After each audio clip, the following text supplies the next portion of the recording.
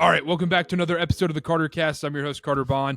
Dylan, Connor, Grant, I'm just praying there's no internet problems. I'm not going to jinx it. Just no more. Just pray to the good Lord that we don't have any internet problems. Before we get into things, I want to start off.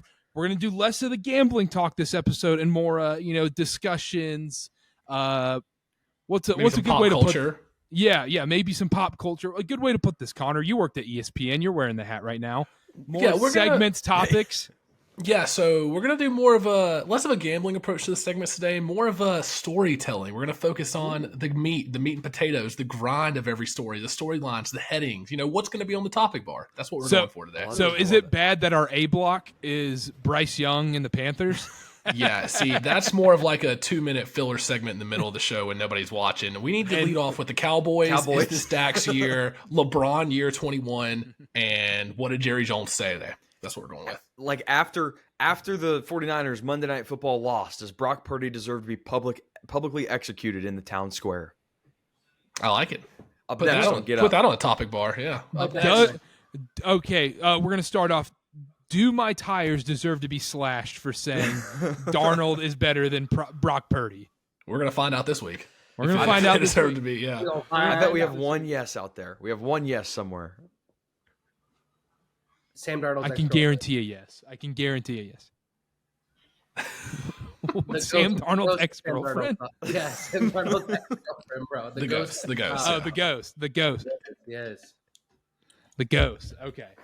All right, we're gonna start off. Let's talk about the Panthers Texans. The spread is 3 in the game. It's the Bryce Young CJ Stroud Bowl. I'll start off with Connor down on the right. I mean, Bryce Young versus CJ Stroud going into this game. I don't think this game really matters for CJ Stroud. All the pressure's on Bryce Young going into this game, it feels like. Well, the narrative's going to be, we've been a part of the Panthers fan base for long enough now where if CJ Stroud outplays Bryce Young, that's going to be the narrative. That's going to be the storyline. It's going to be, oh, we traded DJ Moore and all of these picks to trade up to get the number 1 pick, and we took the wrong guy. That's going to be the instant overreaction, and people already think that. But seeing them head-to-head, this is Bryce Young's chance to come out, hopefully compete, put up good numbers, and the fan base shouldn't be leaving going, we got the wrong guy, because that's going to be the overreaction. So hopefully he puts up a good game. Now, go ahead, Dylan. Does Bryce Young care about this game, or is it the Panthers coaching staff and the decision makers? Because I think even if Bryce Young plays poorly, CJ Stroud outplays him, you might get a Bryce Young the rest of the season has an actual chip on his shoulder, because then the talk will begin to be, oh, the Panthers should have taken Stroud. Bryce Young wasn't the right pick at number 1. I think it's probably more on the coaching staff more so than Bryce Young. And if it goes poorly for Bryce Young and the Panthers, it might set you guys up a little better and put a little fire under Bryce Young's butt and say, hey, let's pick it up a little bit. Like, these people are saying this about you. Let's get it going.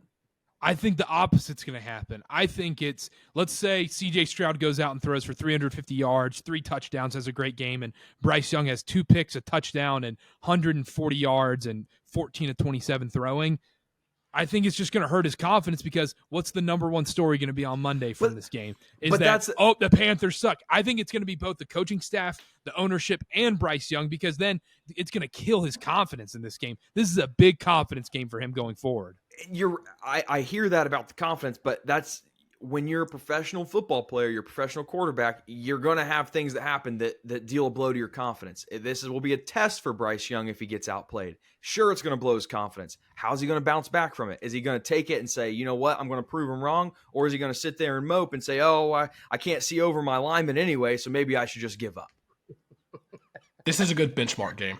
That would be my thoughts on this. This is a good benchmark game. Grant, what do you think?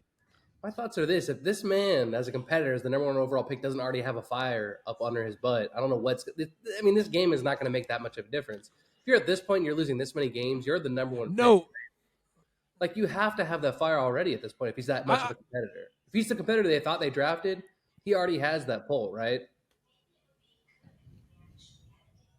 I'm not worried about the competitor side as much. I'm more so worried about his confidence after this game, because what the media is going to say about him if CJ Stroud thoroughly outplays him. Do I think it's more on the coaching staff? Yes, because I believe Bryce Young's going to be a fine NFL starter. But if he comes out and has a poor game and CJ Stroud has a great game, then it's just going to be all hell breaks loose in Carolina. I think this is a must-win game for everybody in this organization all around, because also we don't have a first-round pick, so every game's a must-win, I guess. Well, let's not downplay the fact this is also the first week that Thomas Brown's going to be calling plays for the Panthers, and Frank Reich's giving up that duty. So I think we might see a little bit of a shift on that as well. And that's why Panthers money line's the play. Boys, I'm not going to lie, though. Panthers money line's the play in this game. I love these situations, though. These quarterbacks that come from places like Michigan, Georgia, all these places, especially like Trevor Lawrence, for example, is a great example, right? Somebody that Whoa. Time out. What quarterback has come from Michigan? One comes to mind. Or I got one that comes to mind. Look. I didn't go do you know there, Shea Patterson, first overall pick in the USFL 2022 draft? All right. Exactly. Denard Robinson, great running back. Shea Patterson's making the media rounds. Cover of NCAA 14. That is legendary. That is legendary. That's all that matters. I should have had Ohio State in there too, but no, for real. Anyhow, keep going, Grant. These guys that face very little opposition in college, it is interesting. Like what you reference, Karter, is what I want to see is, and Dylan referenced it too, is that opposition that they're going to face and how they bounce back in the league. Here's the point: I don't care how good you are, you're going to face a certain amount of opposition. Like the league is too good. And what Trevor Lawrence experienced with Urban Meyer year one, I mean, that was a whole joke of a program, right, for the first year. And you're looking what he can do now. So, like, that bounce back. So, regardless of the output, for me, it's more interesting to see how he endures this first year, that it's not going any way, shape, or form like what y'all expected as, Panther fans, especially with him as the quarterback, right, to lead y'all this year. But at the end of the day, it's how they respond. It's how these rookies are going to respond to this opposition, right, especially ones that have come from programs where all they know is winning. All they know is being the better team on the field and winning over and over and over again. So we'll see. That's what I'm super excited about saying, though. Yeah, that Urban Meyer situation was pretty touchy, if you ask me. We'll touch it. We all could have seen it coming. If we watched anything, ditches Florida, fakes a health injury, then goes to a better situation, Ohio State. Leaves Florida, mind you, once he loses his Heisman-winning quarterback. Goes to Ohio State, health. Yeah, we all could have seen that coming. But Karter, this is a big game for you because I know you hate PFF, you hate Pro Football Reference. I don't hate PFF. I don't hate PFF. You hate Football Outsiders. No. Dylan, time out. I like PFF when it backs up what I'm saying, and I think you would agree. Oh, so you like to cherry pick it then? Yeah, that's why people use stats. Nobody uses stats against their favor. True. I mean, if you're honest, you are, and if you follow me on Twitter, you know that I'm more than fair when it's pro my opinion, anti my opinion. I'm stats for the people, but you are stats for the people. You're dog guy. This is Bryce Young dog game. DAWG dog. Woo, woo, woo. Come on, it is a big dog game. It is a big dog game. We need to see some dog out of him. I'll be honest. I'm not seeing it. No, I've seen no dogs. You're not even a little miniature schnauzer. Can I ask a question? And this may get taken in a wrong light. Is his voice the reason why he doesn't have dog? Oh yeah, that. I'm gonna pass. You can have that locker room presence. Is that a voice you really want to listen to? Oh, damn, boy! It's not. If we want to win, we have to play together. Yeah, I was about to say it doesn't. It's like, damn it, guys, coach is right. If we want to win, it's on us. We're gonna score. It's kind of like that. It's kind of like that. So, yeah. Grant, I want to start with you on this one. Are the Panthers the worst team in football? Well, right at it, bro. It's hard to argue otherwise. Here's the problem with me. I don't understand the logic in trading away your number one wide receiver, multiple picks for a quarterback when he doesn't have any weapons, bro. He doesn't have any weapons. What was the plan? What are you talking about? He's got Adam Thielen, who's had a renaissance this year. Bro, that's what I'm saying. Yeah, he's got Hayden Hurst, Ian Thomas. This is what I'm saying, bro. The plan does not make any sense. Did you see what Terrace Marshall looked like in college? In fact, aren't they trying to still trade before the deadline for wide receiver one? Is that the whole goal? I don't know if there's been talks about that, but I doubt something's going to actually get done this year. I mean, at this nothing's going to happen. Right? You can't give up any more draft capital, and any draft capital that's worthwhile, you need to keep. Connor, are they the worst team in football? They're definitely the hardest to watch. Coming from a fan perspective. Ooh, I don't. spin zone. That Panthers offense. I mean, it's a little better for us because, yeah, well, every play means something to us. We're like, oh, we're analyzing every play. That route he didn't get any separation. Bryce Young's throw, blah blah. But from a normal, average NFL, unbiased fan perspective, they're the hardest team to watch. Their offense is bad, Karter. It's bad. I think, oh gosh, the Saints have more talent, but the Saints offense is awful to watch too. It's bad. Yeah, I hate watching the Saints offense. But like, they have no excuses. They have no excuses. There's more potential for an exciting play with the Saints at least, though. You have Chris Olave. I mean, Kamara is a good player. The Panthers is just kind of like go down the list of weapons, and it's a little depressing. I don't know if they're necessarily the worst team in football. I dare say that Broncos defense is a lot worse than the Panthers defense, so that would maybe bolster them to the top of this list, but it's brutal to watch them. Dylan. I would say, no, they're not the worst team. I would say the Broncos are worse. I love it. There we go. I would say the Giants are worse. I'd say the Giants are worse. That's a good one. I think the Giants are worse too. I think they're more painful to watch too. Yeah. It's bad. Grant, you can't talk. You've been in Ecuador for 3 weeks. Boys, you've been watching soccer for 3 weeks. I don't want to hear it. Grant, you've been watching football. I can accept. We'll get you on I've been watching what you're watching at 5 a.m., but in the correct time over there. No. Look, Denver, I can accept. Giants, I don't know, boys. I don't know. I think they're actually trending up right now. The defense is better. It's hard. The defense is better in New York. At least you have Kayvon Thibodeau. Yeah. I'm gonna one last thing from this game, and then we'll move on. I want you guys. I'll start with Dylan. I want you to put these guys in order. All right, because I'm very very excited to hear Dylan's answer here. Bryce Young, C.J. Stroud, Caleb Williams, Drake May. Put them in order. In terms of talent, who would you take today? I would go Dylan first. I would go Drake May, C.J. Stroud. Even after Virginia? Even after Virginia. What the That's just North Carolina culture. That's not his fault. Exactly. Oldest rivalry in the South. He didn't have a chance. Okay, I'm sorry. Drake May, C.J. Stroud, Bryce Young, Caleb Williams. Oh, that's absurd. Hello, TikTok. That's definitely justify. Justify. You got to explain it. I have Caleb Williams last on that list. His passing grade is 102nd when he's under pressure. 40% of his pressures are because of him. It's not because of his offensive line. We've seen what Caleb Williams is these last couple games. It's kind of what you're going to get. He was great last year, but he goes up against Utah, a good defense, and folds. He goes up against Notre Dame, a good defense, folds. So not great, not a great look for Caleb Williams. You don't think an NFL team would like more amplify his strengths though? Like maybe put him behind a better line. I know he's going to be going up against an NFL caliber defense every week, but he's going to have better weapons. He's going to have a better defense on the other side of the ball on his team. You don't think that kind of amplifies his skill set? He's not going to be playing for USC in the league. Where he's going in the draft, no. I don't think any of the teams that are going to draft that high will benefit him. They're not going to have good offensive lines. I mean, USC's wide receiver room, I can't sit here and say that it's better than an NFL team's wide receiver room, but it's not.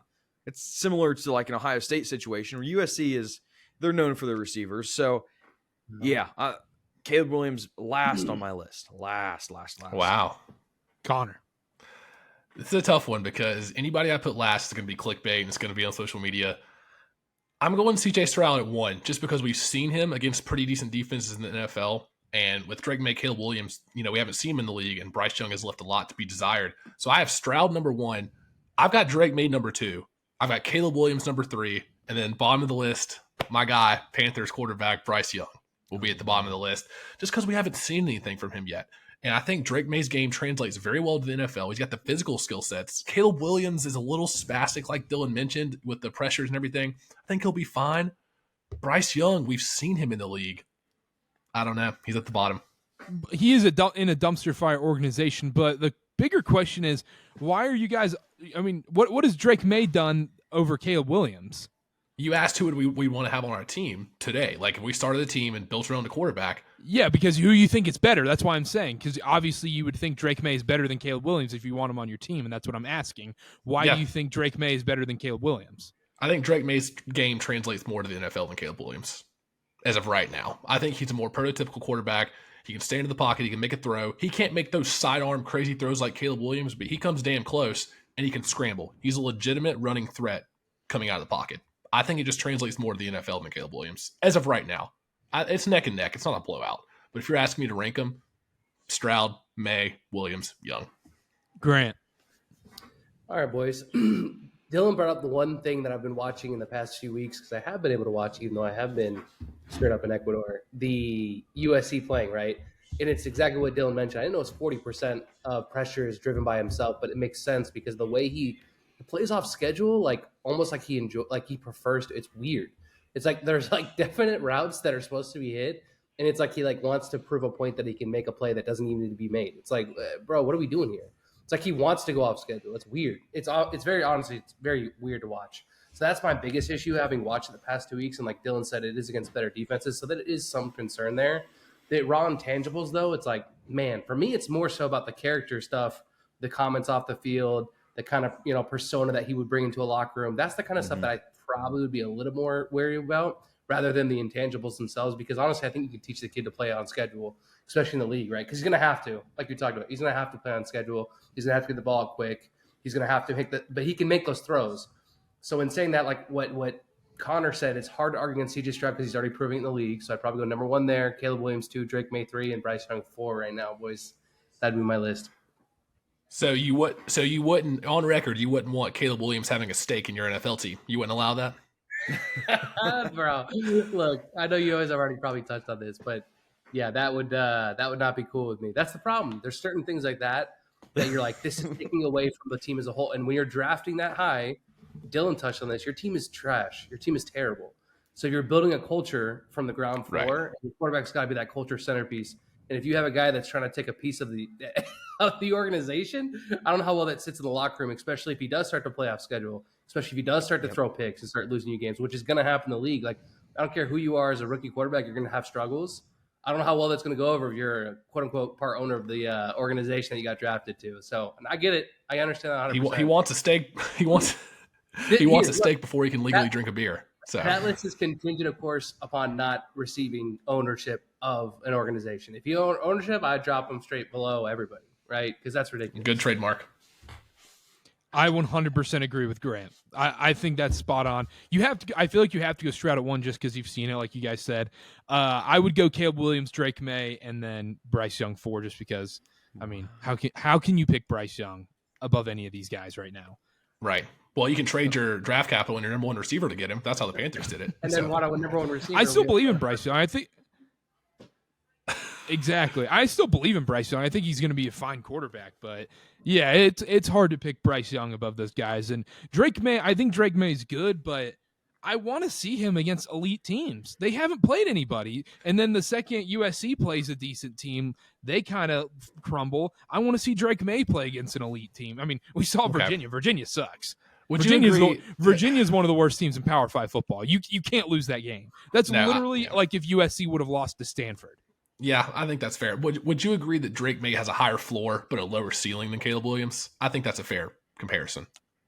Yeah, I think that's fair. With all the off-field stuff, right, for sure. Yeah, I think that's fair. Yeah. Okay. No, I'm not even going to get into that. I was going to say something stupid.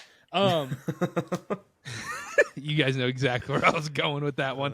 But no, Caleb Williams, I just think the ceiling's so high. Like, why would you not swing for the fences with him? He's so fun to watch. Yeah, you can't fault his team for doing that. Now, I am worried that he's going to sit out the rest of the season. He seems like he's going to be that kind of guy, a little Jackson Smith and Jigba like.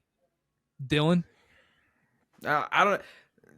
That's more of an Ohio State thing. That's what they do up in Columbus. I wouldn't want to say that. I guess they are joining the Big Ten, so maybe it'll rub off on them a little bit. I want to go back to what you said about taking a chance on Caleb Williams because it would be fun, exciting. Well, no, it's not. Well, no, it's not just because it's fun and exciting. I'm saying I like watching him because of that, but I think his ceiling is higher. Y'all seen some of the throws? There's people's jobs relying on this decision. Dylan, I understand that. Dylan, I understand that, but the ceiling is higher. That's why I'm saying that. Okay, all right. As long as you reel back the fun and exciting comments, there's absolutely... I'm not picking a guy just because he's fun to watch. That's awesome. He's exciting. He might be good. Yeah, otherwise the Hornets would be paying J.R. Smith a bunch of money in his prime. They would have given him max contract. Or traded for Lance Stevenson. Who would ever do that? Yeah, exactly. Or pick Frank Kaminsky. I mean, that's just not fun. Fun. Let's move on. Dylan, it's your time now. Titans, Falcons. I think the line's like Falcons -3 right now. Will Levis season. Will Levis is starting. Go, just take us away. Take us away into the Titans world. So, background. I mean, we're going to the draft show. We were wondering when Will Levis was going to get drafted. First round goes by, he doesn't. We get a notification the next day. Gets drafted by the Titans after drafting Malik Willis a year ago. I think it's worth noting that Will Levis is the only rookie quarterback that doesn't have an interception yet. So we're comparing these guys. We're saying X is better than Y. What are you talking about? What are you talking about? What? Jaron Hall doesn't have an interception. True. Okay, that's fair. So we got some competition. We got some competition. I'm honestly excited. Like, the season hasn't started off the way the Titans had hoped. Ryan Tannehill re-injured his ankle.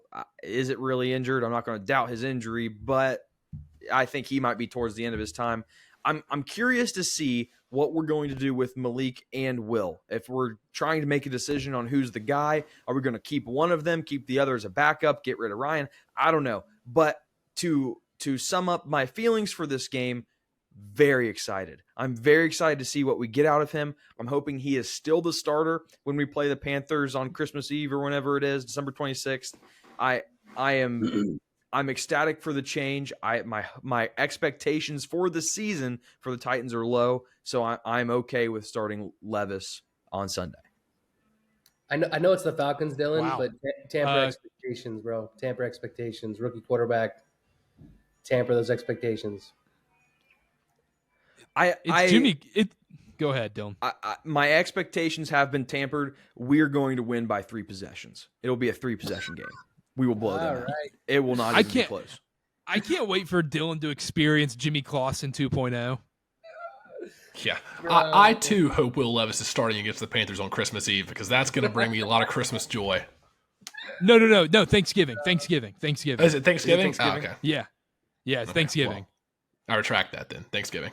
I'm very Thanksgiving excited. feast. This podcast deserves Bryce Young versus Will Levis. It does. Well, we're already getting what we asked for with Sam Darnold. We do deserve that. Oh yeah. Does anybody think Levis is going to be good outside of Mr. Pac-12? No, I don't. Not right away. I think he'll come in and crash and burn this season, honestly. The odds of him. Oh my gosh, crash and burn, Crash and burn. crash and burn the season. We were doing that already. There's no other crash and burn to happen. We were already crash and burning before Levis started. Dylan, I got bad news for you. Will Levis stinks, and he's going to stink. You've never seen him play an NFL game. You're telling me he stinks. He's never played a professional football game. Hey, Dylan, didn't you say Bryce Young stinks and C.J. Stroud stinks before the draft? Did you see them playing an NFL game? Well, we have been through this already. There's a difference. Ohio State, I could tell you before the start of the season because we have a sample size of 10. Because you've been scouting their games? Because you've been scouting their games illegally? I called up Stallions and I said, hey, is C.J. Stroud actually that good? We talked about that already. It is a systematic thing. You have they have weapons at Alabama. They have weapons at Ohio State that schools like Kentucky don't have. They just don't have them. So you want to say that Stroud is going to be better than Levis because he looked better in college? Well, no, duh. He had 3 first-round wide receivers on his team. Like Kyle McCord's making it work with 1 first-round wide receiver. So you don't have to be a superstar to throw it to these wide receivers. I'm just saying you've never seen him play a professional football game. You can't say he's going to be trash. You've never seen it. And just for that, I hope he goes out and I hope he lights up a good. And I don't want to hear anything when he plays well that the Falcons are bad. Their defense is average to good. I had to write a whole article about him last week. That's fair. With that being said, add Will Levis interception to my card this week. Yeah, they won't offer it. There's no way they offer it.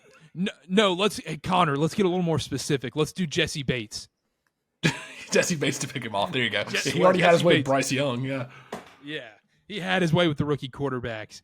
Dylan, do you genuinely believe Will Levis is the best player from this draft? The best player? The best quarterback. I'm not gonna say any of them. Like I don't know. It's okay. That's the right answer. That's the right answer. I don't know. I was hoping you would say Levis, but that's the right answer. You're maturing, Dylan. I'm proud of you.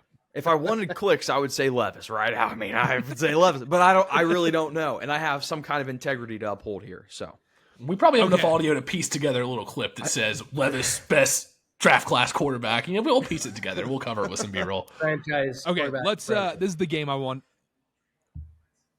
This is the game I wanted to play. This is the one I was super excited about coming into today. We're gonna play. Who would you rather have on the Falcons, Desmond Ridder or blank? So.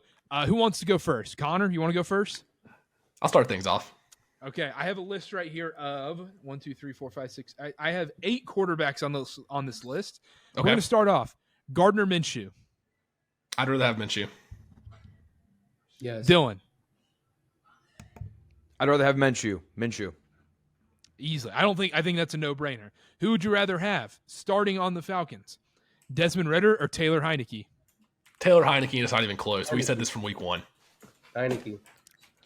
Probably Dylan? Heineke. I would say Heineke, but that's not. Sorry, was that loud? I'm sorry. No, you're good. Probably Heineke, but I think Heineke's starting quarterback in this league, and yeah. All right, let's keep this train rolling. This is where it gets really good. Desmond Ridder or Zach Wilson? I think I'm sticking with Desmond Ridder right now, boys. What? Come on, bro.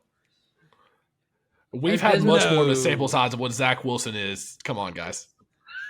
Come on, bro. This is a gimme. Zach Wilson all day, bro. Who's beaten the Bills 2 times in their career? 2 times? Eagles almost beat the Chiefs. Also, also, nobody has better weapons and a better O-line than Desmond Ridder. Yeah, bro. He got. Well, the O-line, average. No, O-line's not great. Okay, at least the O-line's average. Zach Wilson has a bottom 3 offensive line. I'll get the stats guy on it. Does Desmond Ridder have Garrett Wilson? I don't think so. I'm a noted Desmond Ridder hater, but I can't take Zach Wilson. I'm sorry, guys. Zach Wilson all day for me. Dylan, who are you taking? Zach Wilson or Desmond Ridder? I'll take Zach Wilson. Over Desmond. There we go. That's the right answer. The right answer. Okay, let's keep this train rolling. Can I intervene real quick? I do think it's worth saying on PFF overall grade, Desmond Ridder is graded higher than Gardner Minshew.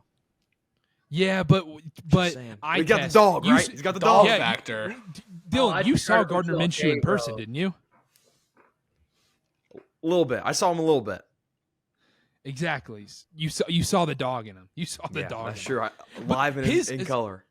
So his PFF, I feel like, is super just wrong because one game he plays like a top 5 quarterback in the NFL, and the next game he plays like Nathan Peterman on the Bills. So Karter, in that instance, PFF would take the average of the 2 performances. Obviously it would, but it doesn't give you the exact, because going into a game, it doesn't help you because you're like, it's boom or bust, really. It's not, he's going to have this steady amount, is what I'm saying. And you only have so many games to draw from. I get what you're saying. Okay, let's keep it rolling. Connor, would you rather have Desmond Ridder or Tyrod Taylor? Ooh.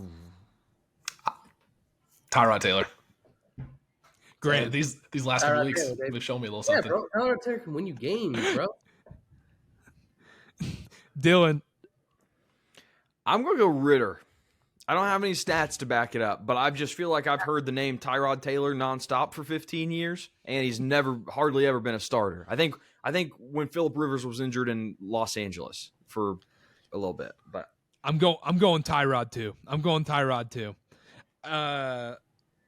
All right, let's keep it going. This might be the TikTok. Desmond Ridder or Jordan Love? Give me Jordan Love.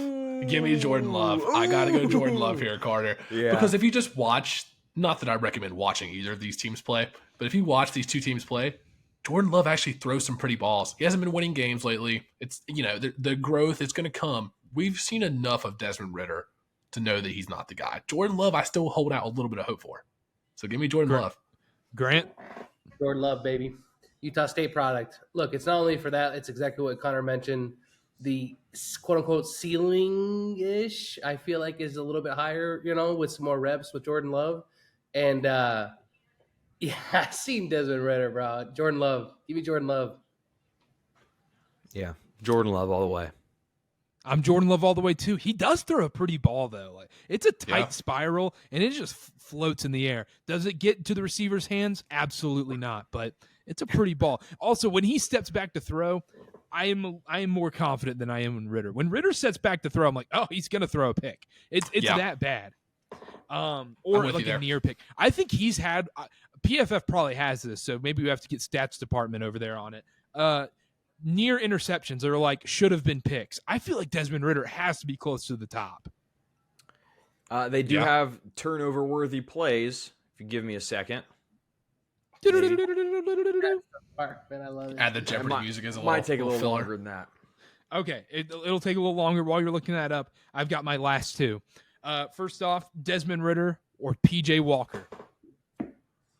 Desmond Ritter. I think this is too far. Really? PJ Walker's winning games. Yeah, but for an entire season, give me Desmond Ritter. PJ Walker might have 1 or 2 games where you're like, oh my gosh, who is this You know, guy? okay. Where is he from? But I know the fun factor isn't a great argument, but how fun would PJ Walker be on the Falcons? oh yeah, after that Hail Mary last year, he sold me. He won me after that Hail Mary to DJ Moore when he took his helmet off. So you're going Ritter over PJ Walker. I am going Ritter. I'm gonna roll with Ritter. Grant? too. Ritter. I'm rolling Ritter. That's my first Ritter. I kind of want to take PJ Walker. I think it's a coin flip. Whatever side you're on, you're losing, so it doesn't matter. All right, this is my last one. And Dylan, you're going to start us off here because I think you're going to have a very quick answer on this one. Desmond Ritter or Josh Dobbs? Dobbs, 100%. Josh Dobbs is the guy. Real quick, Desmond Ritter, turnover worthy play percent, 5.5%. Where does that rank? It doesn't give me a rank, but for reference, Tannehill's 3.5. Oh my gosh. Oh, geez. I test wins. Yeah, that's brutal. Connor, Dobbs or Ritter? Josh Dobbs, especially after the start of this season. I mean, we've seen him for the Cardinals. They've been in a lot of these games. They beat Dallas, and, they've been losing, sure, but you never feel like they're out of it. They're that sneaky team that hangs around, and he just makes these plays where you're like, how'd they just get a first down? How are they only down 7 points right now? And so just for that alone and the confidence factor, give me Josh Dobbs. Grant. Same. And to go back just a little bit, just to back my boy Zach up again, because I feel like we did not give enough credit here. Okay, by the way, boys, think about the teams that Desmond Ritter's playing in the NFC South compared to Bills, Chiefs, Eagles, right? Like, come on. New England's not great. I may have been a little premature in taking Desmond Ritter over Zach Wilson now that I'm thinking about I'm gonna it. be So honest. I'll give you that competition's one. Like night and day so far of what they've played, and we'll see. Like I said, if Zach Wilson doesn't perform against these, like the Raiders and the Chargers and the Giants, the type What of about teams the that are right Giants? now, Yeah, there you yeah, go. the Giants, those type of teams right now, like obviously. But I mean, like, come on, Desmond Ritter competition what he's playing right now compared to what Zach's playing, this is night and day right now. Okay, this is my last one, and then we'll be done with this part, like this bit, or whatever you want to call it. This might get our tires slashed, but Desmond Ritter or Sam Darnold? Do we have to answer now before we watch him play this weekend? Yes. Give me Sam Darnold. Cue the It's TikTok easy. comments up. Give me Sam Darnold. Cue the TikTok comments up. I have more faith in Sam Darnold leading an offense down the field on a drive than I do Desmond Ritter. I'm sorry, I do. And that's coming from a Panthers fan who's experienced many games of Sam Darnold, and I'm still saying that. I agree. Yep. I agree. If you disagree with that statement, you clearly didn't watch the 2017 Rose Bowl. Sam Darnold was slinging it against Ohio State. I'm Oh sure my Michigan gosh, has it some was people beautiful. watching. I'm sure Michigan has some people there watching. What do you guys think? Ooh. No, I got asked to go. He has every Rose Bowl just tattooed on his body somewhere. I think the answer here is Sam Darnold, no question. He almost took the Panthers last season to the playoffs. I think that tells you everything. That Panthers team was dead in the water, and we were 1 quarter away, up 10 from going to the playoffs. I think that's an easy answer. Let's do a little more NFL real quick. Actually, speaking of Sam Darnold, 49ers Bengals, the line's down to -3.5 now for the 49ers. Sam Darnold is starting, Brock Purdy out. If you didn't see our TikTok that we posted, people were wanting to literally kill us in the comments because I said I think I like Darnold more than Brock Purdy. And now we finally get to see it. We get to see it this Sunday. Finally, I'll start off. I mean, I love the 49ers minus 3.5 in this game. I know we're not doing much gambling talk here, but Grant, this is our classic rule. When the quarterback goes out or a big player goes out, a lot of people love to fade that team. No, that's when you dive in. That's when you bet the team. You get in the nitty gritty. Give me Niners minus 3.5. I think they win big against Cincinnati. Especially when the quarterback hurt that everyone's betting against now is Brock Purdy. Just throwing that out there. Yep. This might be this isn't going to get a lot of clicks. Might be an unpopular answer. I don't think we're going to notice that much of a difference between Brock Purdy and Sam Darnold sliding into that offense. I mean, Darnold's going to make the throws. He's going to make the screen pass throws to McCaffrey for 25 yards after the catch. There's going to be slants to Brandon Ayuk or Debo, whoever's in, a dump off to George Kittle with 3 offensive linemen in front of him. He can make those throws just as well as Brock Purdy can. So I don't think there's going to be a huge difference where it's like, oh, Darnold's so much better. But they might come out and wax the Bengals. And it's not going to be because of Darnold, but he'll slide right in pretty seamlessly, in my opinion. McCaffrey might have 15 receptions in this game from Darnold's checkdowns. Well, I'll have to go get the numbers on this later. He probably averaged, 8 or 9 a game when they played together in Carolina for that half a season? Crazy. It was every time. Bad. Dylan, what are your thoughts going into this game? I agree with what you guys said. Anytime we talk about a backup quarterback coming into a spot, I instantly think of Miami Dolphins, Skylar Thompson playing the Bills in the divisional game or whatever it was. It was like 13.5. Like, holy cow, this is just like, I don't care who's playing quarterback. It doesn't matter. For a playoff game. A divisional game, no less. I mean, it was an interdivision playoff game. So I agree with you guys. 2 points is a lot for this scheme where it really seems like it's plug and play. That being said, I'm not worried about the 49ers. I think the Bengals come out hot. And history has shown us that the Bengals start off slow, 1-3, 2-4. They really turn it up, and they find themselves in the AFC Championship game. This is when the Bengals season is made. With that being said, I'm taking the 49ers because I think we are getting a discount. I think we're getting a discount on the 49ers because of the quarterback situation. Because the line dropped, 2.5 points, right, Dylan? It was at 6 at one point. So depending on So I don't believe Brock Purdy's worth 2.5 points. No, I wouldn't say in this scheme. No, it's very much plug and play. I think exactly. I agree.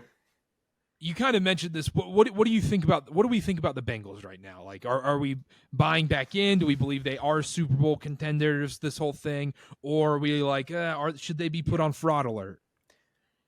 No fraud alert. Don't put them on fraud alert because they will prove you wrong. I wouldn't. Okay, all right, fine. I'll do it. Clip it. The Bengals are going to win the AFC North. They'll win the division. And they'll probably find themselves in the AFC Championship game again, and they're probably going to lose to the Chiefs. But, I mean, we've seen it over and over again. We can't think that it's not possible because the last 2 years it's been last year, Joe Burrow gets an appendectomy during preseason, doesn't play. They start 1-3, boom. They almost make it to the Super Bowl again. So we've seen this story before. We've seen it play out. I think it can play out again. Well, if you're looking to take the Bengals to win the division, it's 6-1 right now. Oh, I kind of like that. So we've got the Ravens are favored at -105, and then Cleveland Browns +250, Steelers 5-1, Bengals 6-1. So if you think this is the takeoff point, which it very well could be, what if the Bengals come out in the narratives? They just put up 34 on this Niners defense. They're here. This is probably the best price. This is probably the best price you're going to get it at. I don't agree with that. I don't agree with that because if I like the Niners -3.5 and I think the Niners win this game, I think that line even goes down to like 9-1, 10-1. Because being 3-4, and if the Ravens beat the Cardinals, and let's say I don't know who the Browns are playing, like the Seahawks, say if like one or two of those people win in the division, I think you get a better number after this. But I agree with you. If Cincinnati comes out and beats the Niners with Sam Darnold, and Sam Darnold comes out with a bad game, that probably goes down to what, like 2-1? Yeah, they definitely get better odds than Pittsburgh after this week if they win. Grant, what do you think about the Bengals right now? Should they be put on fraud alert? I think that's what Dylan said. I don't think fraud alert is the right thing. I think what we're seeing now is you just paid your quarterback. There are repercussions to having a franchise quarterback you just paid that's going to reflect on the team as a whole, right? Like you can't pay certain players. You're going to have to start to, make better deals. Like there's just a lot that comes with paying a player, being the most paid player on your team. It's just what happens. So I think there's some of that factor in here, boys, that is going to affect, because when the Bills lost to the Bengals, that was the excuse that was used, is that, look, we paid Josh Allen, we paid Stephon Diggs. They don't have to pay their quarterback. They can have all these pieces around him because he's super cheap right now. That's out the window. So now at this point, like the Bengals can't be like messing around with all the money like they could before by having a quarterback that was just so dominant and they didn't have to pay. He's the most paid player. So I think that's a big factor in it that I think people are forgetting, that I think people don't really look into. But at the end of the day, they're not frauds. Like you said, it's a slow start. That's pretty common. But I do think it's going to have a massive effect on the projection of how they play in the season and going forward, right, as you work with that cap space. I'm looking at the Bengals' upcoming schedule. They have a gauntlet coming up. They play San Francisco, Buffalo, Houston, which is never an easy out, and then Baltimore at Baltimore, and then the Steelers. So another divisional game. So their next 5 games, that's a brutal stretch if you're looking at it right now. Yeah, I'm out. No, I don't want to take the Bengals 6-1. No, never mind. They'll go 4-1. Oh, will they? 4-1. Yeah, they'll go 4-1. That Buffalo game might be a loser leaves town game. I love when true. Dylan succumbs on the podcast to being like, you know what? It's clip time. It's clip time. It's been 10 minutes. It's been 10 minutes. I've been, neutral on things. It's clip time, baby. It's definitive. I'm big middleman Dylan. Yeah. Middleman Dylan. Yeah. How did that middle work out tonight in Sam Houston? Oh, that was rough. I didn't bet Sam Houston. FIU Jacksonville State. Oh my gosh. I'm gonna say it's Sam Houston every single time. Last thing I had on this, and kind of in the NFL, honestly, if San Francisco loses this game, should we hit the panic button on San Fran? Let me start. No, absolutely not. If they lose, so be it. Brock Purdy's out, and if they lose because Sam Darnold has a bad game, that's instantly going to be the narrative is, oh, Darnold had a bad game. When Purdy's back, we're fine. After this game, they're going into a bye, so Purdy will be back after the bye. They play Jacksonville, Tampa Bay, Seattle. They're going to wax all 3 of those teams. So I don't think we're ready to hit the panic button on San Francisco yet. If they drop against Cincinnati and then come out of the bye sluggish, maybe we can start to have those conversations. But this is too talented of a team, and the easy schedule coming up, there's no way. Yeah, I agree. Yeah. I agree. I don't think they're just too good. I don't even think we need to expand more on this. Am I right? There's no team right now that's out of the playoffs. That's what I'm going to say. No team season is over. Go Panthers. Keep pounding. Let's go. We're in the hunt. Keep pounding. Last thing. Did anybody have picks in the NFL before we move to college and anything? We'll do parlays in a second, but if you guys had any picks or any other topics or games you wanted to bring up, now's the time. Since this will be released tomorrow, I guess before Thursday Night Football, I'm on the over tomorrow night for Tampa Bay Buffalo, over 42.5. I think Baker's going to lead a couple drives down the field. That Bills defense is susceptible. I like it. I'm on the over tomorrow night. Dylan, what do we think? I'm on the under. I know. Josh Allen, Kirk Cousins, primetime 2.0. Kirk has dodged the primetime narrative and now has put it on Josh Allen. Bills are maybe good for 14 points, and the Bucks are good for even less. You know what I love? Dylan was on this so early, and I kind of got to give him credit because Josh Allen has been kind of dookie in primetime. Yeah, Kirk 2.0. I know. You might be right on that one. Grant, do you have any picks or topics or anything you want to bring up before we get into the parlays? No. Okay. All right. Well, that's the NFL. So what decided today, we need to talk about the parlays. We've been doing a lot of 3-leggers because, someone's been in Narnia, Ecuador, whatever, same thing. We need to get back to the 4-leggers. That's where our bread and butter is. 4-leggers. So, and then I didn't text you guys earlier today or yesterday. I said, prepare parlay picks.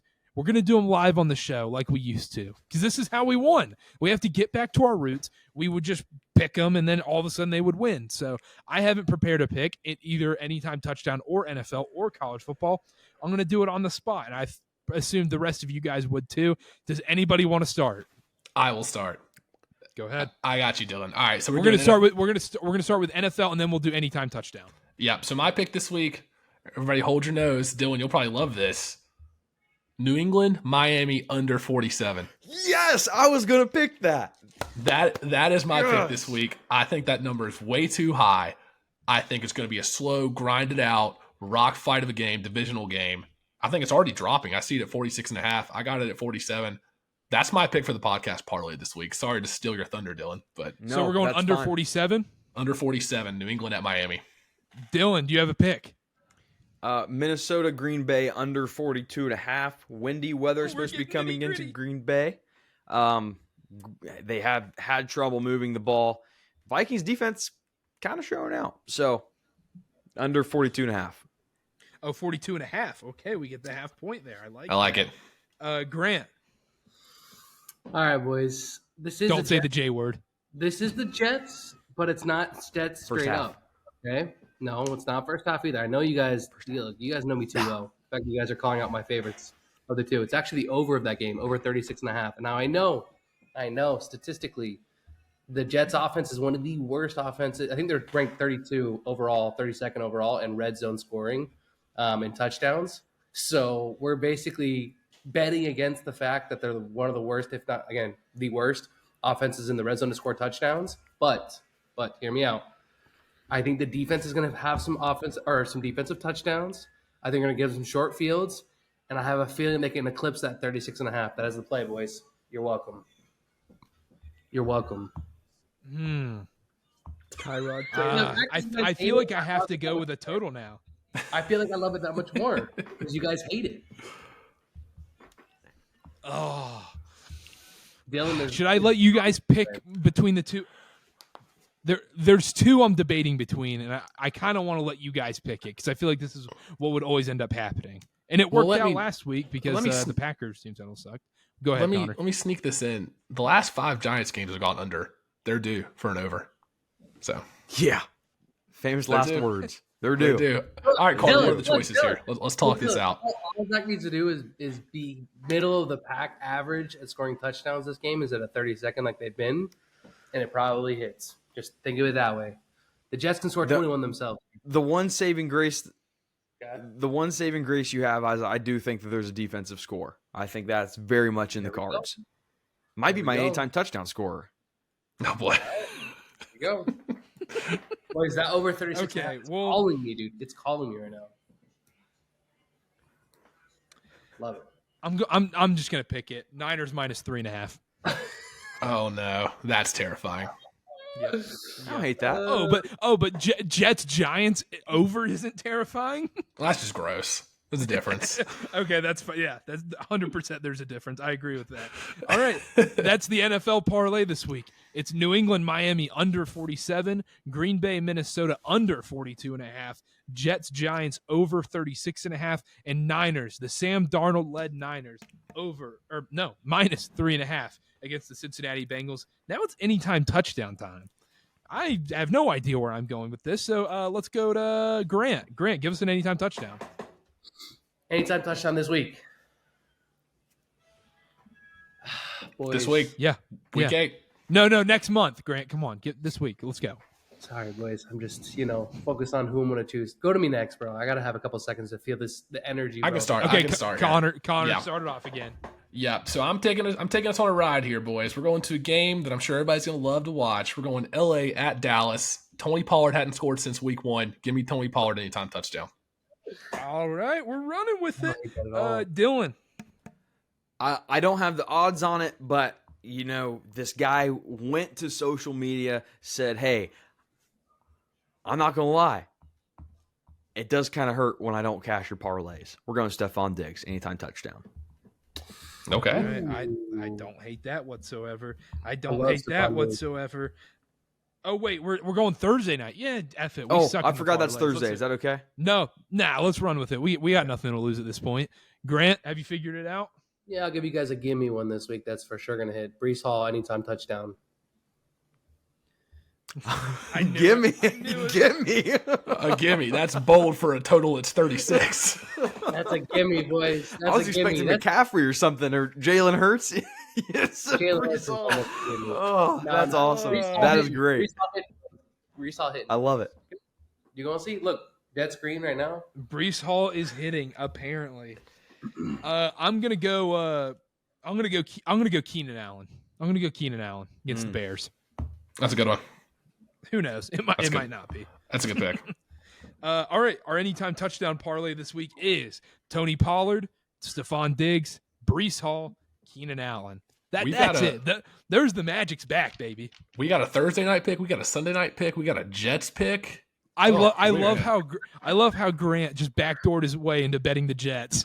That's what I'm on saying. this podcast. Look, you guys would not have accepted the Jets -3 because that's the most square pick of all time. You guys would not have accepted it. You guys would probably not have accepted a first half pick. But look, that over that Dylan hates so much, it's gonna hit, boys. You're welcome. You're welcome. That's good. I love it. Let's take a quick break and then we'll do college football. All right, let's talk college football now. We're going to start off. This is the only game we're going to preview, and then we're going to get into topics and other stuff. Oregon, Utah. College game days in Salt Lake City this week. Oregon's -6.5. I think the over-under is 48. Only 48. I love it. That's low. That's real football. Mr. Pac-12 made a call into the sports book. Say, hey, this is going to be an actual football game. Maybe we get that total down out of the 50s, okay? Well, it seems like you have an opinion on this game, so start us off, Dylan.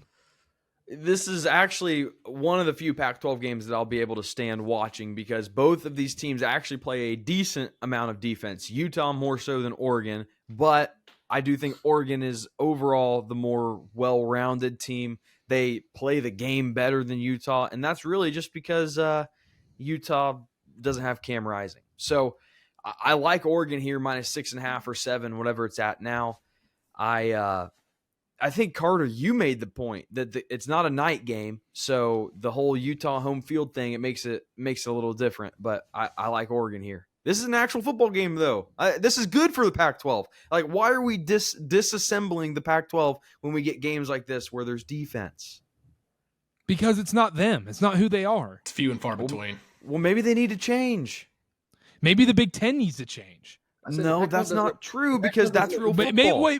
No, maybe if the Big Ten changed, they would win a national title in, I don't know, a decade. And we'd have, maybe far less NFL prospects end up being successful because it's pro-style football. Yeah, go ahead. Yep. Pac-12 players are only good in the pros at wide receiver. Only. Okay, now you're throwing me for a loop. I need to think about this because it sounds so right. That's not Reggie true. Bush? Jordan Addison? Not true. Think about it, Grant, before we get into this. Even Quentin Think about it Johnston. before- Andrew He's a Luck, bad wide Stanford. receiver. Andrew Luck. As much as I Stanford. Quentin Johnson played at TCU. Nah, you're right. Yeah, he did. Uh-oh. All right. And that's Mr. Big 12. Mr. Big 12 correcting me. Yeah, there you go, Mr. Big 12. I am Mr. Big 12. Until I decide Grant. to claim it, but No, you can't. No. Well, no. Unanimous. there's criteria, but Hey, buddy, who had USC or UCF last week? Who had UCF? Oh, didn't someone on here have Texas Tech when someone who's inside the BYU program said take BYU? that was me. What do you want me to say? I had Virginia. I've claimed 3 Hey, conferences. hey, I've hey, claimed 3 leave in me the out Power of 5. this. Leave me out of this. Hey, Dylan, we both had Virginia, baby. Let's go. Both Yeah, had yeah. Virginia money line. That Both was had Virginia money line. You deserve a walk for that, 100%. Grant, Oregon, Utah. I think we know where you're going here. Yeah, I mean, the fact that it's at home, like you guys talked about, it's not a night game. It's just hard for me to bet on Bryson Barnes. I can't stand the kid. I don't think he's got that dog in him. Like, people are saying he does. I don't think he's that great. But the thing is, Oregon with Utah, man, I bet so many times against Utah when they play Oregon, and every single time I lose that bet. So this is a stay away for me, 1,000%. I will not bet on this because I can't stand betting on Utah and having them lose and prove me right.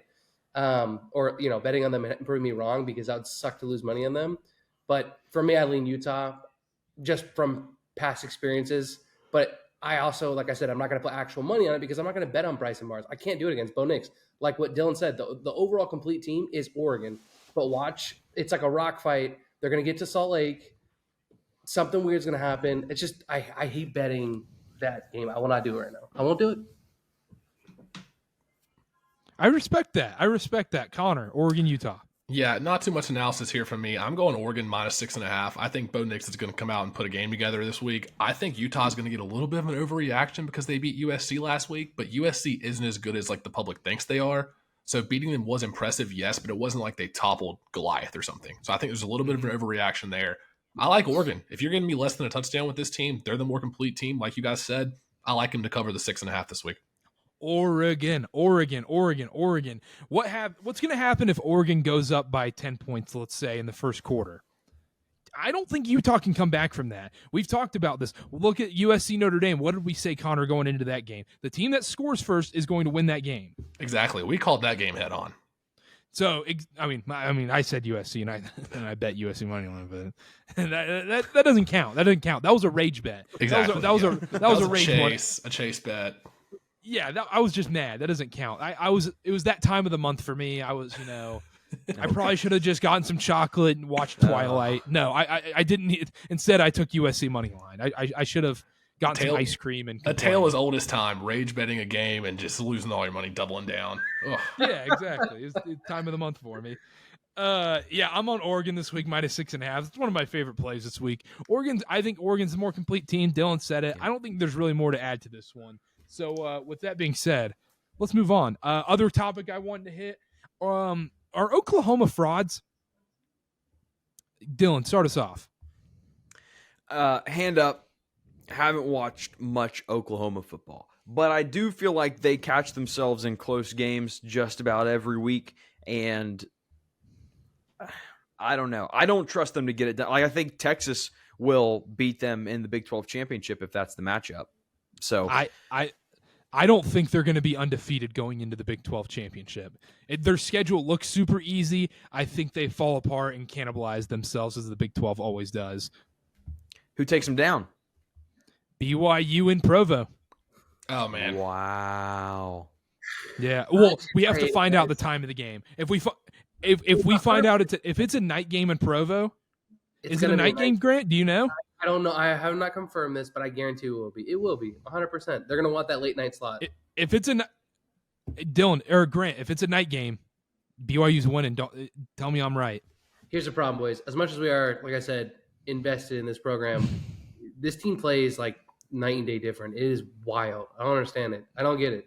We've talked about this for years. Nobody wanted to listen to it, and now it's what even Reddit college football is talking about. Literally, everyone's on it. We literally said this to multiple BYU media members that they're literal vampires and can only play at night. We were talking about this like 2 years ago. But whatever. It is what it is. I know. It's fine. But here's the deal. They could lose there. The problem is their schedule is pretty soft for the most part. So, like, if they're not – the only way they're going to lose is away, in my opinion. Like, they're going to lose on the road somehow. That's what happens. Yeah. Oklahoma's going to drop the ball on it. But they'll be in the Big 12 championship game. Just by being Texas, they'll be there. If you're asking me to kind of like hallmark Oklahoma season here and like kind of predict the rest of it, I think they have a pretty soft schedule, like you guys said. I think the best chance for them to take a loss is at Kansas this week. I think that is 100% the best chance left on this schedule. And I think Kansas is +10 right now. I kind of like that number if you're getting double digits there. But I think the Sooners, they're going to meet Texas in the championship once again. I think they're going to lose, and I don't think they get into the playoff. So I don't know if they're frauds necessarily, but I don't see them as one of the last 4 teams in college football this year. According to the message boards, Jalen Daniels isn't going to play in that game. I don't know how true that is or not. So what is wrong with him? Take that for what it's worth. I don't know, some sketchy back injury. But Jason Bean played in the game last year, and what happened in the game last year was this game was in Oklahoma, and it was he's a solid backup, and it was 52-42. There was a 10-point game. It was a close game. They put up a ton of points. I think we see a similar game against Kansas. I think Kansas actually pulls it out. Dylan, I think you're with us here too. Yeah, I love Kansas here. Just looking at I think I took a money line too. No matter who plays quarterback, I even texted you, Karter. I was like, "Is Daniels playing?" He said, "Probably not." I said, I don't care. I already bet him. So I love Kansas. I'm with you guys. I think you're on the right side of history on that one. Also, I believe Oklahoma are frauds. I don't see that. Do you guys see them in the college football playoff? No. Absolutely not. They'll lose to Texas, and they won't get in with one loss. Okay. All right. Well, that leads me into my do we want to talk college football playoff or Michigan? Well, one and the same, right? Because Michigan's a shoo-in to be in the college football playoff, so they're guaranteed. That's funny. Yeah, guaranteed. Dylan, I'm on Michigan. I have a Michigan future to win the national title. I picked them. I'm on Michigan. Don't act like I'm against you in this one. Let's talk about the Michigan. You've been showing anti-Dylan tendencies the last couple of days. I don't know. I think you might want me off the show. Am I supposed to report to the cult of Dylan? Pledge my allegiance? I'm not saying that. I'm just saying you don't have to go. You drag Jake Moody through the mud. You didn't even bet the 49ers. If you would have bet the 49ers, I would have given you some grace. You were just, Jake Moody stinks. Worst kicker ever. I can't believe you drafted kicker. Blah, blah, blah. Yeah, but why? Does teasing count as being anti-Dylan? Because you teased me like 5 times before that. No, you teased me like 5 times before this show started, pretending you're frozen. That's not a tease. That's not me saying. Yes, it is. No. That's a joke. Wait, I didn't mean. We're talking Yes, teasers. you did. We're talking teasers. Baltimore -2, Detroit -1.5, 6-point teaser this weekend. If we're talking tease. Chalk. Dylan, talk to us about the Michigan story as a Michigan man yourself. Yeah, Michigan man.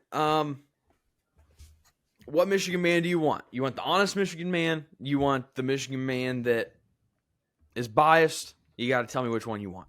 Let's get a little honesty first, and then let's get some of that guy that wrote the article today for CarterCast.com. Yeah, I want 50-50.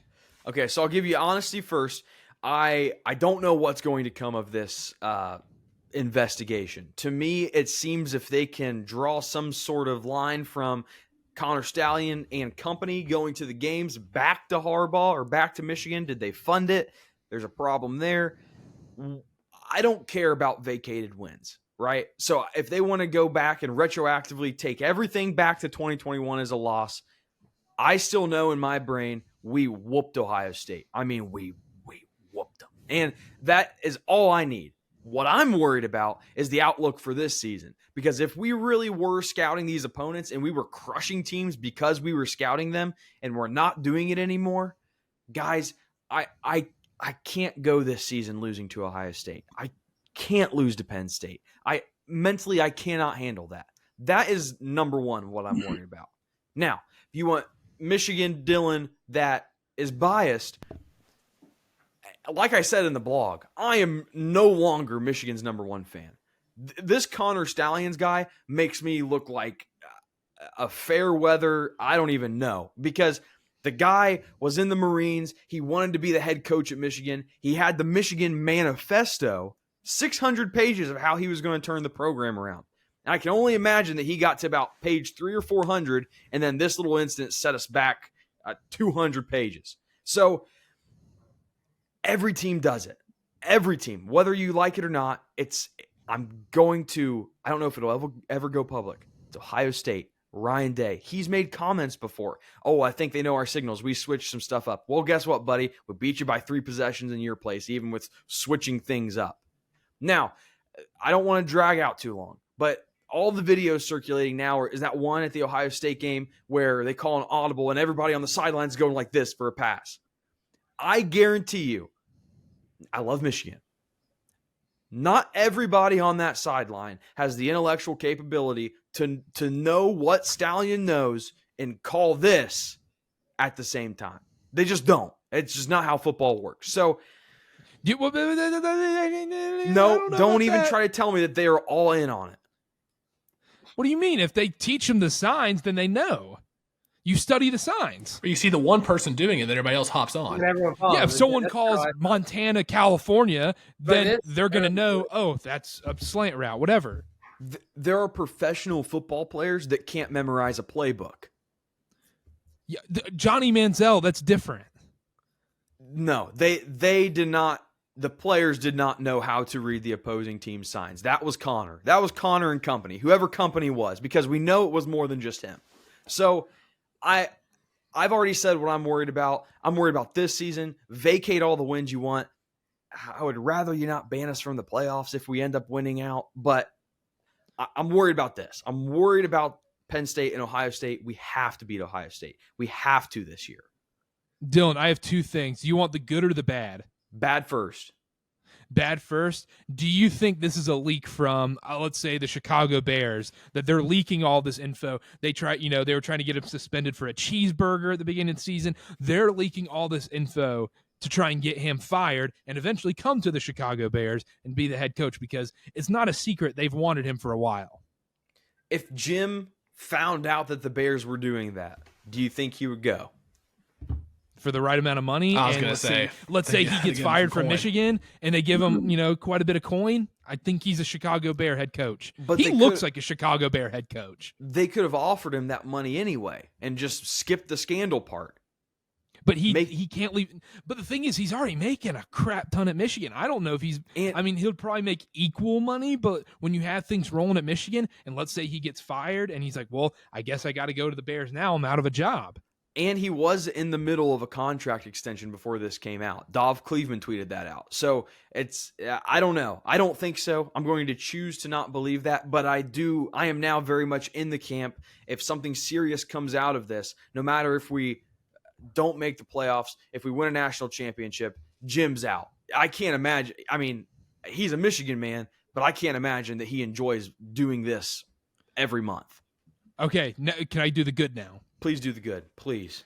This is my opinion, and I want to see if you agree. I think this is going to create a massive chip on their shoulder. If they didn't have it already with the cheeseburger crap, this is just times 10. This is Deflategate 2.0 in college football. They're going to have a nasty chip on their shoulder in every single game. Everybody's going to be making jokes of them, booing them, whatever. I think they're going to come out fired up in every single game.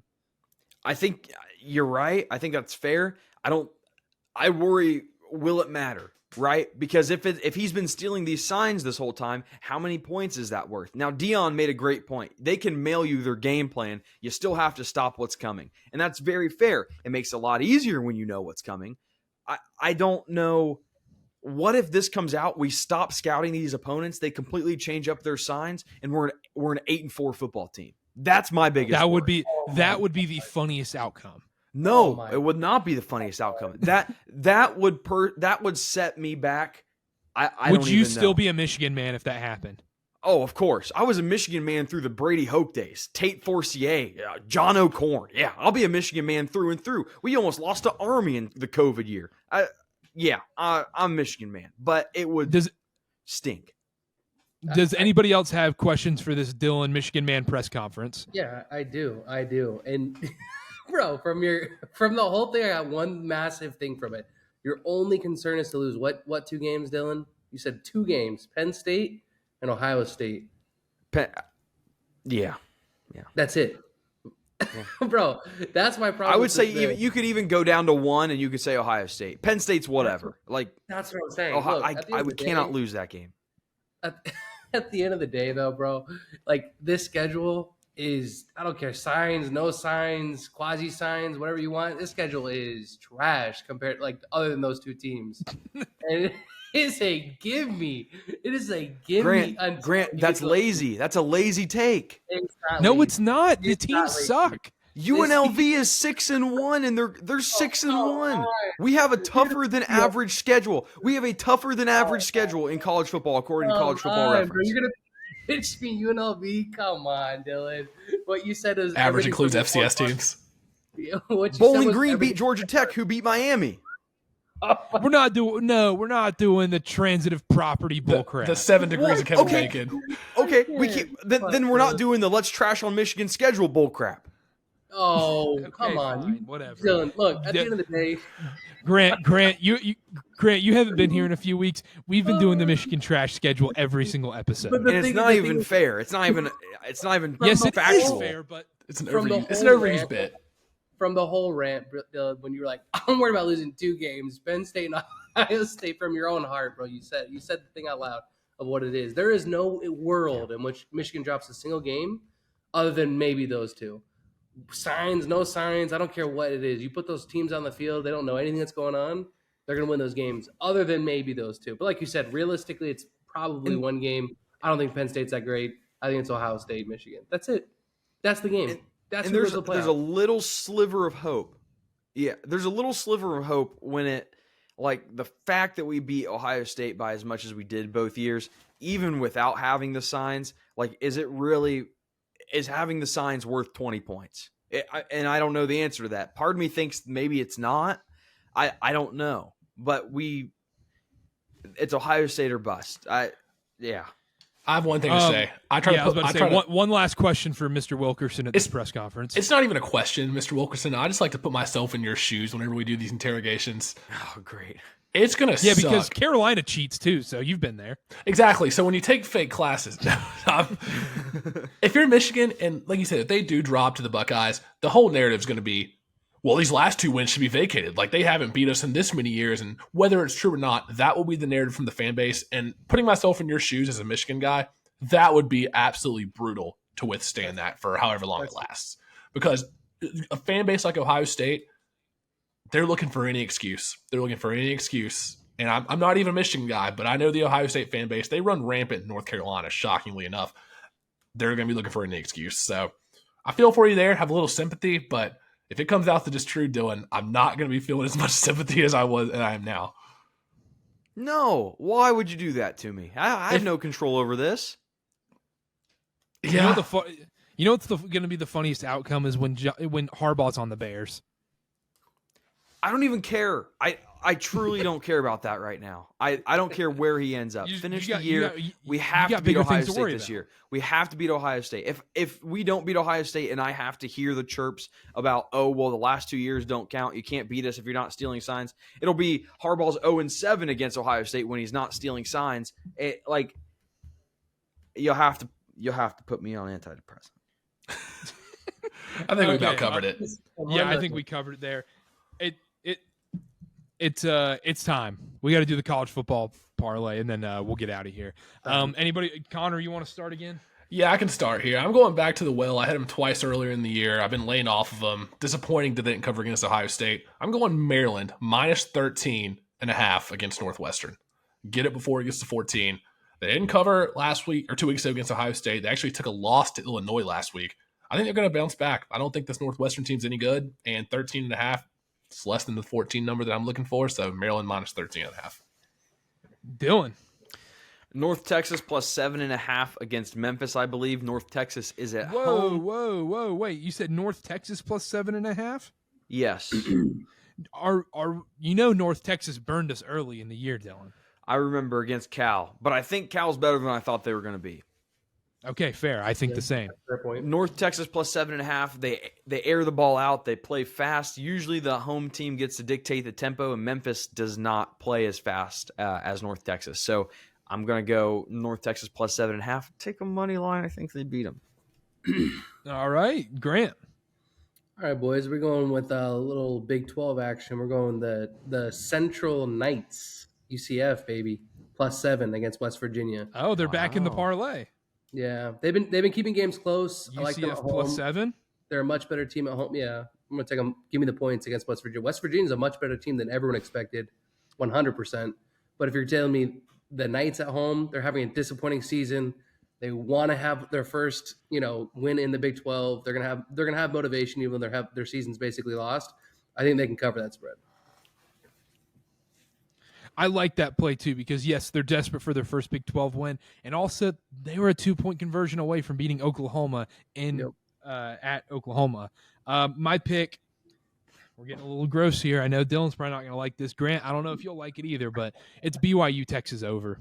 Ooh. Over. Oh, man. And there are so many outs on this over hitting. Texas could win by 75. BYU could throw the ball all over Texas.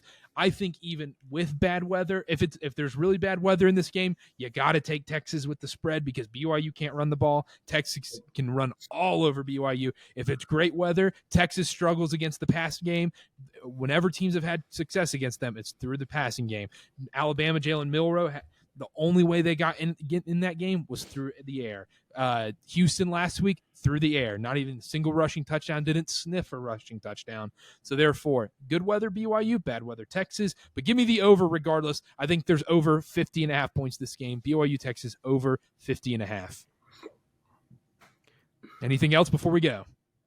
Are we doing playoffs? Nah, let's do it next time. Okay. We've gone long enough. I think that's fair. All right, that's it. College football podcast parlay this week. Maryland minus 13.5 against Northwestern. North Texas plus 7.5.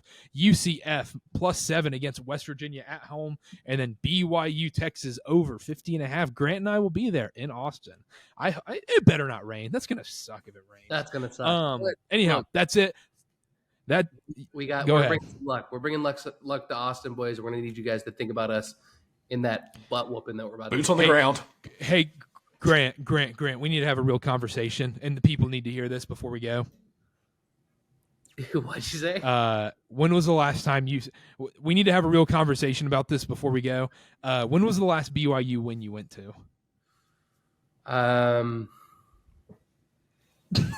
Tennessee. Was it Arizona? No. It'd either be Tennessee or Arizona. One of those. That tells me all I need to know. That tells me all I need to know right there. Yep. Yeah, and Grant and I have been in attendance together. We were at Oregon last year together. Oh, you went to Baylor the year before. Grant, are you the bad luck charm? You keep going to day games too. Maybe that's just it. No, anyhow, that's it from us. That's it. We're done here. What? You're going to go to the best games on your schedule. It's just how it is. It's going to be a much tougher game. You're not going to see 6-1 UNLV play Michigan. Let's be honest. Dylan, any comment? Or you just done? I'm not even entertaining at this point. It's 11:30 for Dylan. It's way past his bedtime. We need to tuck him in. You bring facts, you bring stats, and yet they want to laugh at you and say you're wrong. You like bring I cameras. always say, everybody laughed at Galileo. Dylan, didn't you say facts don't care about your feelings? I didn't say that. Not me. I think you. I think that's something you agree with. All right. Let's wrap this up. We're done here. Thank you for listening. Subscribe, rate, review. Subscribe on the YouTube. At CarterCast on all social media, TikTok, whatever. At CarterBA. At Connor_Sparrow. At Wilkerson A. Dillon. At the real Grant FA1. Whatever it effing is. Just type in Grant Farley. It'll pop up on your Twitter. You'll see us retweeting his tweets all the time. At CarterCast on everything. Subscribe. Rate, review. Do what you can to help the podcast. Real quick before we go, we're all writing again on the CarterCast. I'm doing basketball writing all season long. I'm going to be doing college basketball picks, NBA picks. Connor, prop picks are back. 1-0. 1-0. Drew Holiday under 7.5 assists. Never a doubt. Tail me this year. I'm on one. 1-0. And where can you find it? You can find them on CarterCast.com, obviously. I'm also doing some work for the Charlotte Hornets this year on SwarmandSting.com. I've got 2 articles down right now, so be sure to follow me on there. And yeah, NBA's back. I'm excited. I love it. Thank you so much for listening. We'll see y'all next time. And hey, Grant, go Cougs, baby.